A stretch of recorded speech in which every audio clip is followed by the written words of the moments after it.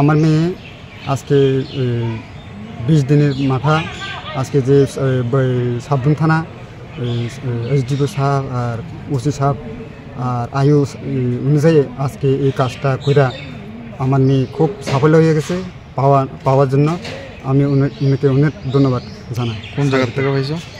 এটি নেপাল থেকে উদ্ধার করছে। কতদিন যাবত? আজকে প্রায় 20 দিনে যাওয়ার পথে মানে নিখোঁজ হওয়া যাওয়ার পথে আমরা সাবরুম থানা একটা নিখোঁজদারি করলাম, মানে ধারি করলাম। তখন আমরা সাবরুম এসডিপি সাহেব ওসি সাহেব উনি বলছে ঠিক আছে আমরা স্টেটমেন্ট নিব, আমরা যত সম্ভব তাড়াতাড়ি আমরা ওই যে ব্যবস্থা নিব।